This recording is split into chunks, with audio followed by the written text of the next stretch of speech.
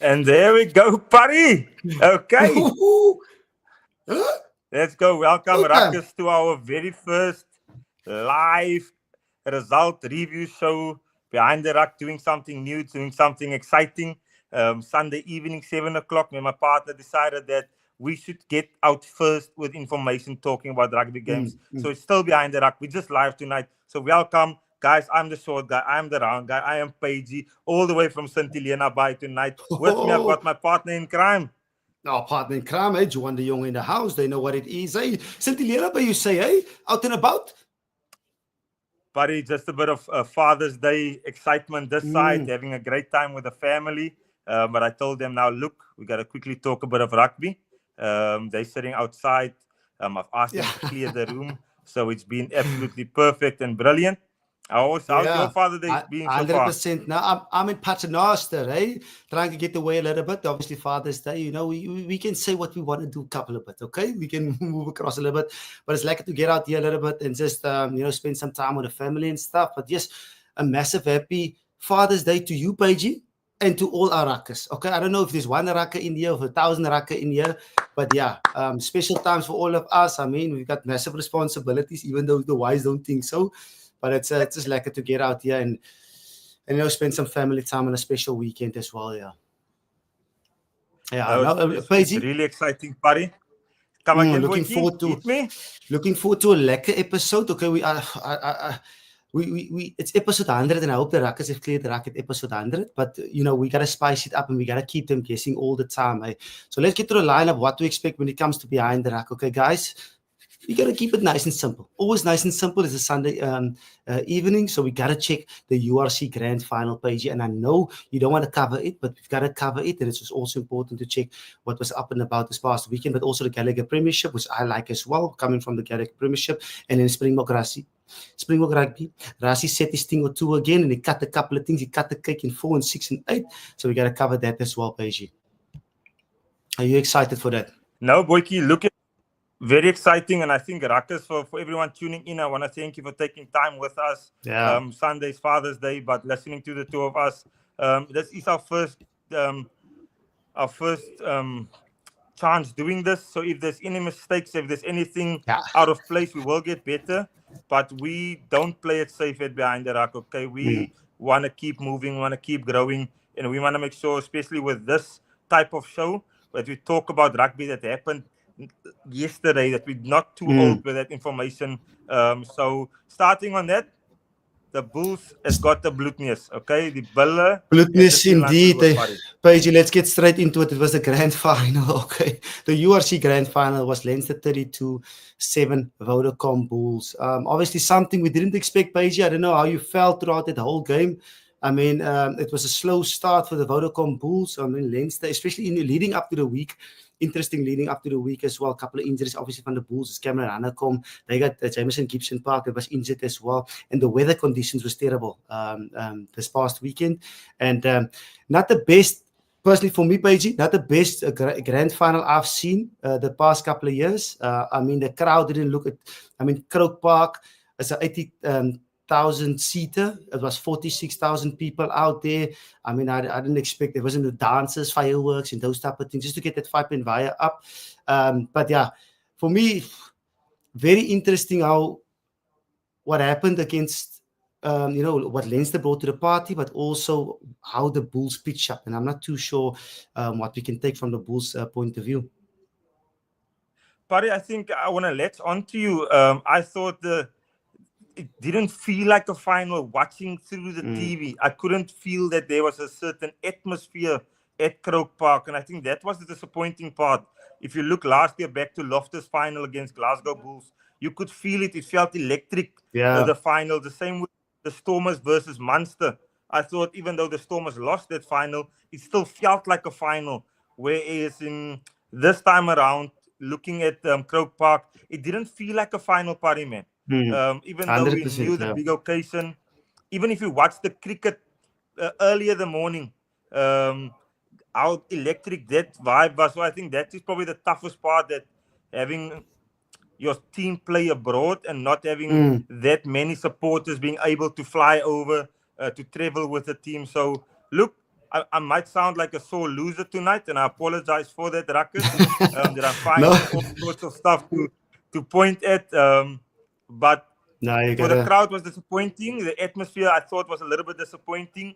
But look, Leinster was amazing, and I think we need Was to give a lot amazing. of credit to the way they played, Boyki. Yeah, a lot of credit to the way Leinster played, but also a lot of credit to South Africans within the Leinster squad. And then let's go to Jacques Nienaber, obviously the defense coach, and also R.G. Snyman. Because if you look at R.G. Snyman coming from the Bulls, you would have gave them a lot of insight when it came to this week. I mean, how to attack, how to defend, what type of people South African culture is. Hulle weet nie wat ons weet nie, that type of things. But credit must go to Jacques Nienaber. That defensive set, and a lot of pressure was on him, especially when it came to Investec Champions Cup.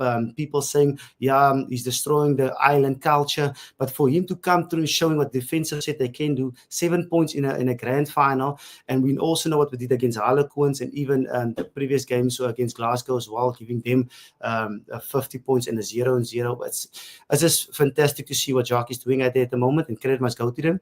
But the Bulls, I don't know if they didn't pitch up, but the stuff they were good at, there was pressure onto their scrums, and you spoke about, Wilco Low and a few of these boys, but also on the lineouts as well, and there wasn't direction at all. They've got senior players there as well, but there wasn't direction at all. So, I mean, they lost a lot of scrums when it came to the first half. They picked it up in the second half, but I mean, it's not like a blame game, but I mean, we could have seen more from, Johan Goos and from a nine's point of view. Willie was trying to ring the strings across here. It was forwards around the corner, one-dimensional type of play. But it wasn't good to see, especially from an attacking point of view, but also you can blame the weather conditions.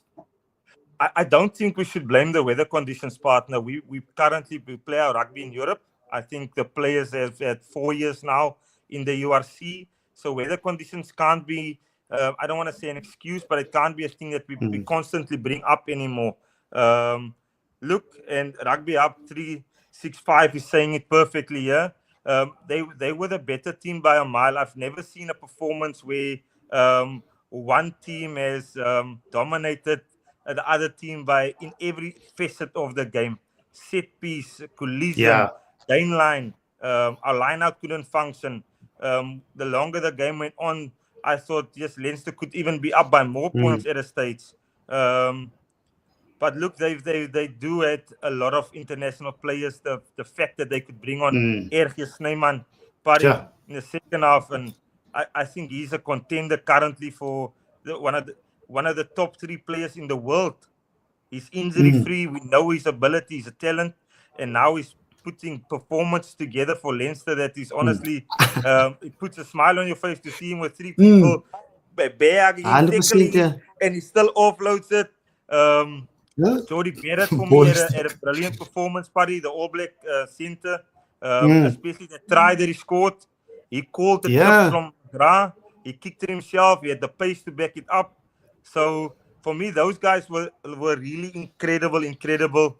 Also the French prop, Rabah Slamani, that came on from the bench. Clement Oldboy represented Stade Francais and obviously France in a lot of test matches. So Leinster's got their overseas signings absolutely spot on this year. And they are still probably drinking out of that trophy right now while we're having this discussion. Yeah, I mean, that's what Jake said as well. Jake said, I want what Leinster have. Okay, they've got all these international players, and Jake said it as well. They're playing against Ireland and a little bit of South Africa as well. But I must latch on to you. R.G. Snyman, incredible. I mean, for him, quality player, international quality player. He was named, obviously, Players Player of the Year. But to come from the bench, was put on the bench, and to make that impact off the bench was special. He made history as well. Obviously, the first player to win 2 URC Grand Finals, especially from 2 different teams. That was special. But Leinster in a total outfit, incredible. The way they played, the way they made their subs as well. I mean, they didn't even overplay it like guys like Dan Sheehan as well. James Lowe was fantastic coming from the back. They also got injuries. We can say we got Cameron Hanacom and all these boys injured, but they also got Doris injured, Hugo Keenan injured. So it was a first fight at the end of the day, but there's a couple of guys from the Bulls as well. Obviously, people will go at the Bulls, not having a great performance, but I felt like guys like Martial Coetzee could see it was unbelievable. Coming around the corner, he was a little bit outplayed. Even the forwards as well. Norkia coming around the corner, getting some gain line, getting on top of them was fantastic to see. But at the end of the day, it wasn't enough because the backs just overplayed the forwards. What the forwards basically did is, especially Bulls play, it was a kind of a jackhammer. They played, they hit it up off 9 this side, they're coming back off 9 this side. We got lost. It's one-dimensional. And I don't want to say it's fly off Johan Goosen that could have directed them a little bit more. I mean, Willie was looking for that space. But I felt like there was opportunities maybe to make a couple of changes, Jake, and see what the boys can have, especially in the grand final, a big opportunity like that. Look, and Parry, for me, the thing is, Blue Bulls rugby is based on set piece rugby, right? Our scrum dominance, our line out maul, that's the only way, that's the only phase that we got. The try as well was from the maul. So for me, that is where we didn't get it. Leinster took that part away from us. Then Jacques Ninaber's defense suffocated and strangled us to play in the middle of the field, unfortunately. And you're talking about that jackhammer. And I felt really sorry for Ambrose Papier while watching that game. I was like, look, he can't get any rhythm. We're losing gain line. There's not a lot of something.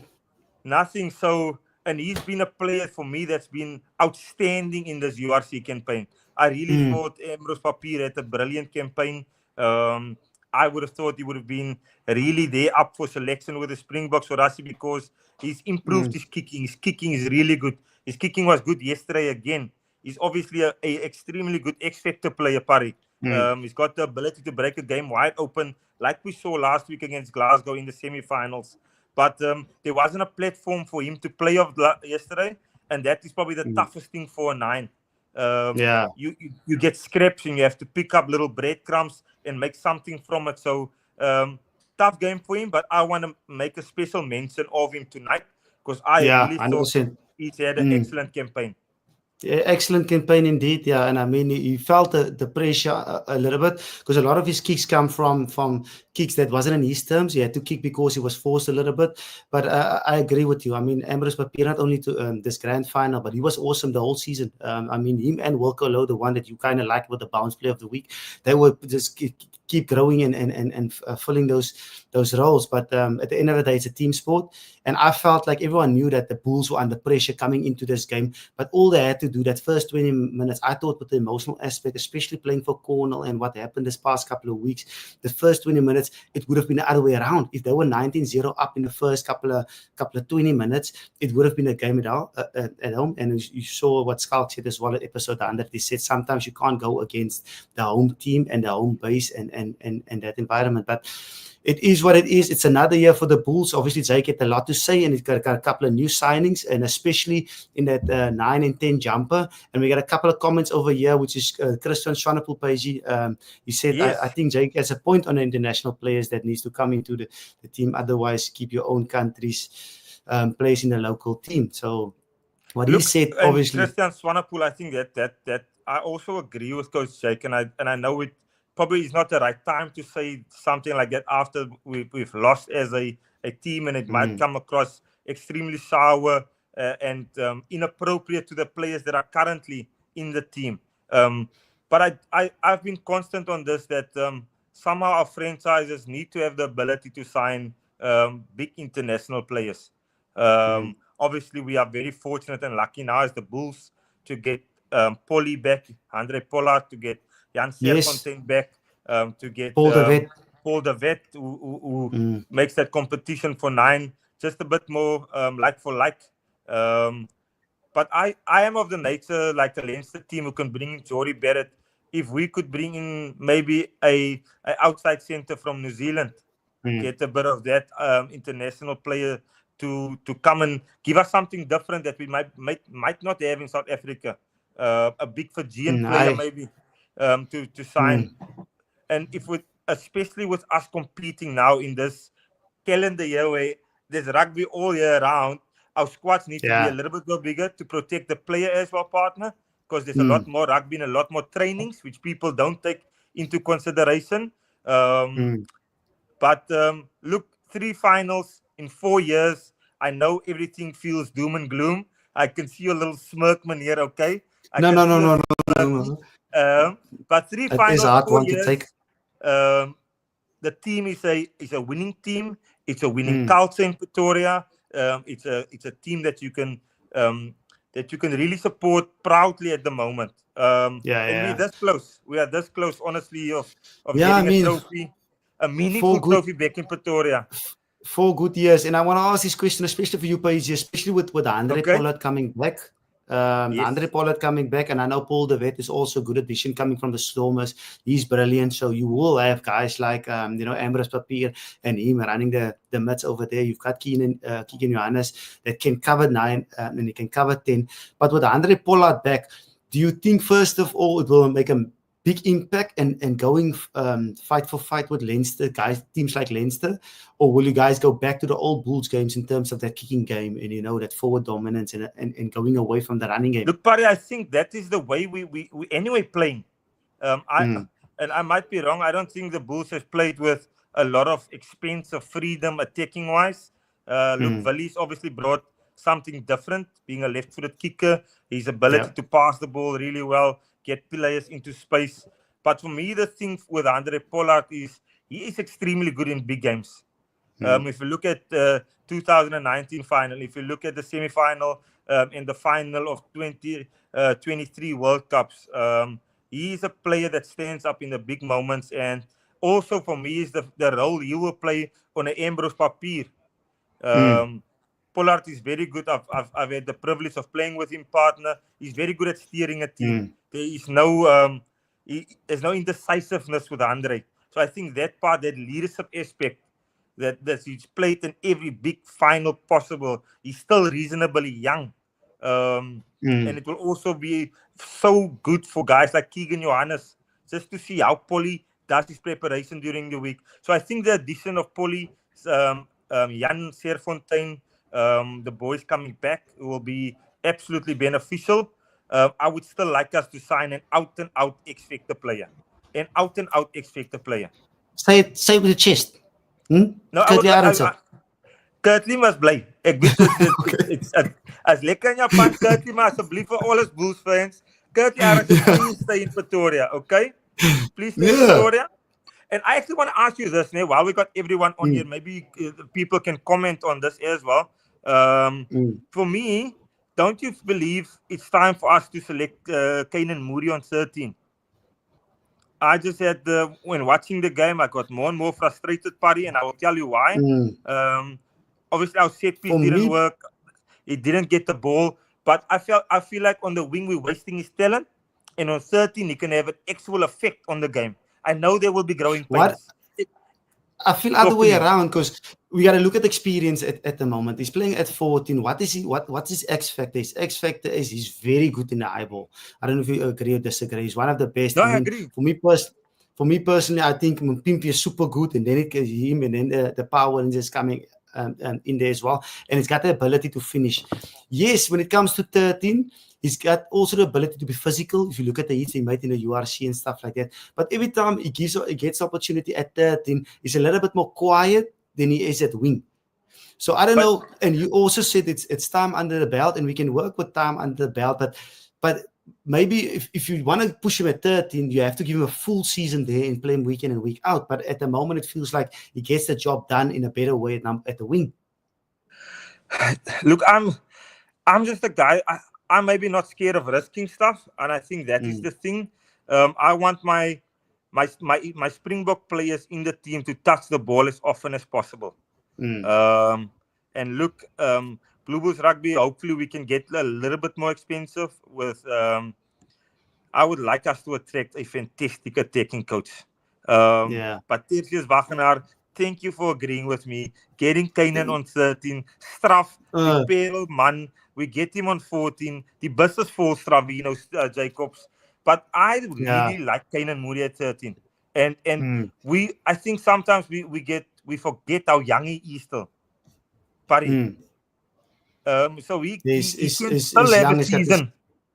100%. And if you look at how to play next as well, number 13 jumper, how to make mistakes, and we need to allow him, partner. which is difficult in South African rugby, but we need to allow him to make mistakes. 100%, yeah. And that comes from a coaching point of view as well, because if you look at that is Jake White's responsibility, and even Chris Rousseau, that's a backline coach as well, especially next year. You've got Jan Serfontein coming as well. And what does Jan Serfontein give you? He gives you the vacuum ball, momentum in the vacuum coming around the corner. So we'll take that pressure off when it comes to him at number 13, because the Bulls did struggle a bit when it comes to number 12 jumper. Yes, they had David Krill playing at number 12, but yes, he comes around the park and he runs around the park with all work rate and effort, but it doesn't get you go forward in the vacuum as well. Foster as well. Foster gives you the little bit of momentum, but then his work rate is maybe a little bit of off. So next year is something you can look at it, especially if you have Andre Pollard at number 10 and you got Serfontein at number 12, quality 10 and 12s, Paul de Wet, Ambrose Papier. So there's a lot to look at when it's for the building for next year. I mean, Jake is obviously frustrated. 3 finals in 4 years. It's something to be frustrated of. They had a massive opportunity, and you were there as well last season against Glasgow. That was the one they should have bring home. But yeah, this final was actually a tough one to swallow and to see. And I know a lot of Loftus people are saddened about it. A lot of Rudy pages are saddened about it. But yeah, we got to look forward onto next season and see what the future holds. And I just wanted to apologize, partner, to Kyle Crouch. He's a big rucker. He always comments on the Yes. episodes. And he asked me not to back the Bulls last week. He said I was on a roll going against my favorite team, and then he won every game. And then he went this time the around. Bulls. Yeah, this time around I backed the Bulls, and it was probably one of a team that's been excellent this year, second on the log, and it was our worst performance. Unfortunately, at the wrong time. But I wanted to say I think everybody and we all have got such good things to say and so smart, but I just want to give the players' perspective. Those guys will feel the worst, because they were feeling it. They obviously they would be the most disappointed, and this is something I know the two of us are always big on. It is for the public and for us not to say bad things about the players and the people that played the game. We can have our comments maybe about we should have attacked more and we should have done that more. But I'm just always like, let's not attack the players while they're down. Let's uplift them. Let's wish them. Let's congratulate them on getting to the final, because we know how much these guys put into it. They sacrifice their families, their time with their wives, girlfriends, whatever. And I know they're getting paid, but yeah, I don't know why I said all of that rant, but it was on my heart and I threw it out there. Yeah, but throw it out there, and it's a valid point as well. I mean, we were professional rugby players a couple of seasons ago, and you know how we feel when we don't get the result, because no one goes out there and not to win a trophy or not get the result. So it's just a matter of shout out to a lot of people, especially the people at Loftus. Get behind the boys. Obviously, it's tough and it's a long season for them, and it's going to take them a couple of months to get to the next game. But let's stick behind the boys, especially when it comes to the Bulls, especially when it comes to the Stormers and all our South African teams, but also the Springboks that's coming up as well. And just for the Bulls fans, guys, we've been lucky. We've had 3 weekends in a row watching rugby. Okay, the Stormers fans, they've been on holiday. Okay, so let's look on the bright side. We still had a game that we were supporting our team. They had to go to wine farms, so they had to take the kids out because their team wasn't playing. So let's just make sure that still stays in the back of our mind, okay? So all the Stormers supporters, he's in St. Helena, by kick him out of there, please. But basically, while we're on the Springboks as well, last one before we move on to the Bokke and the thing, I want to agree with Johan Rugby. He says the Bulls need an attack coach. If you can put it on there, Johan Rugby, fully agree with you. And we had a guy on one of our episodes, old Australian coach, is currently in Japan, and I made the bold prediction of the Bulls making contact with him and getting him just as an attacking coach. So I'm with you, Johan Rugby. We definitely need someone outside, a bit of different thinking to spice it up. Move on, partner. I agree, but Andre Pollard is coming back, so hopefully he can be at 50-50. He's also getting older, okay? And we got Fabian here as well, a message for you, okay? So watch your mouth. So, okay. Apologize, Fava. My bad. Ek het die belt aansit. Alsjeblieft, ja. is on. But let's look at the Springbok rugby coming up in a couple of weeks. So we're obviously playing Barbarians in Cape Town, and then we got Italy 2 games before we get to Georgia, the final one. Couple of players that got released, that was a little bit of a shock, partner. I don't know if you've seen, and most of these players are probably injuries. They've got Barrett Steenkamp that's got released, Chunu, Lukani Pieter Steef, the 2 Cameron, and I'm obviously injured, the 2 All injured. brothers, Q&O, Renko Du Plessis, and Ntukosi Makaza. I mean, stand out now, it's Rugby World Cup winners there for you. Lukani Pieter Steef, the 2 has to be injury, or what are we looking at? No, it's definitely injury, brothers? partner. I think they are definite injuries. I don't mind Pity getting a rest, eh? Yeah. Like, he's still tackling from the Rugby World Cup. He's still tackling the All Blacks, okay? I think when they look up, they're still seeing Pity, the Malmesbury missile coming at them. So, look, for me, honestly, he throws his body around, and it's a lot of rugby. So me personally, and I'm not Coach Rassi, I don't have that type of rugby IQ, but if he's injured, having a break on the body 3 months, missing 2 or 3 tests, is not going to do anything to his legacy. It might just give his body the much needed break, okay? But for me, Juan Venter coming in, the prop from Edinburgh, played with him Very at the interesting, Cheetahs. Him, Magnus van der Merwe, Jasper Wiese, all played under Dan Niemann. And for me, that is the thing. Dan Niemann will know his scrummaging ability. Coach Dan took him from junior straight through up until back then Pro 14 rugby. So he'll have a good understanding of Coach Dan's scrummaging and all of that. So when I saw his name, I was like, okay, Coach Dan weet precies waarmee hy werk. En he knows what he can give as klein. Maak hom klein? Okay. Ek gaan hom werk met hom. Yeah, but it's a like opportunity as well. I mean, there's guys that haven't got the opportunity. Letterlijk for sure that's in there as well. Samal Murad that also is looking for the opportunity. But good guys that's getting recognition. Ethan Hooker, and we spoke about it in our podcast as well. He needs his opportunity. And then Ethel van der Merwe also. I mean, he played his first cap, a special one, and he needs to get more game time. The big one for me, Paddy, is the sad one is and I obviously know of or heard or read Trockie, Jorno Augustus. Yes. Having a bit of difficulties, obviously changing from Northampton to Ulster. So that is the one that I feel for him. Because I think it was his time now, but there's a reason for every season, as I always tell my kids. Yeah. So maybe we can't understand why he can't get his opportunity now, but I believe he's destined to be a Springbok. Absolutely. Trockie Augustus is destined to be a Springbok. And he should have got the opportunity.